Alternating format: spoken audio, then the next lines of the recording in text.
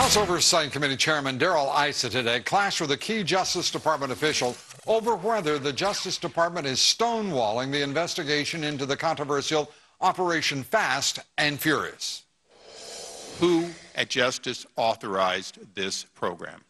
As I've said, Mr. Chairman, the Office of the Inspector General. Who at Justice, and if you know, I ask you to answer, who do you know was involved in the authorization of this today?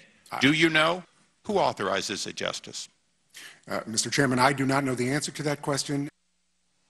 Joining us now from the White House, the chairman of the powerful House Oversight Committee, Congressman Darrell Issa. Congressman, thank you very much for joining us. A contentious hearing and one that is revelatory. What is your, at this point, what do you believe is the case? Did the Justice Department, highest authorities in justice, know about this disastrous, tragic Operation Fast and Furious?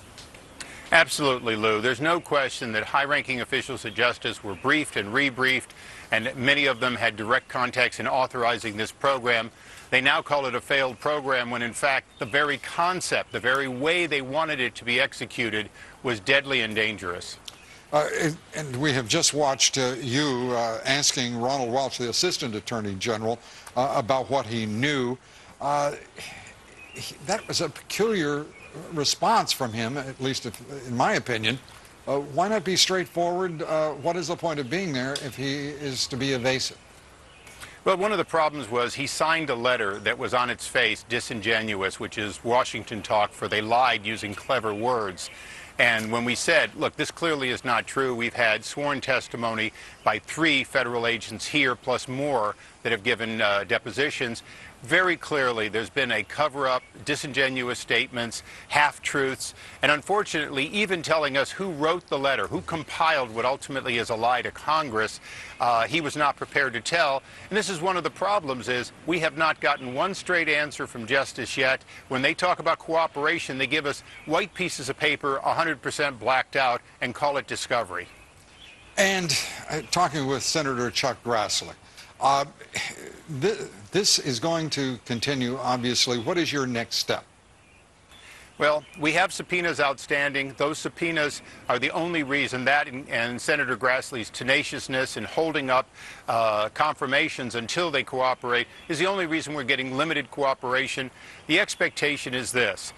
We will ensure that the family of Brian Terry get the justice they want, which includes all people involved with his murder to be held accountable. But ultimately, we have to get accountability at Department of Justice and the highest levels of alcohol, tobacco, and firearms that this cannot and will not ever happen again. And those whose judgments were so bad no longer work for the agency.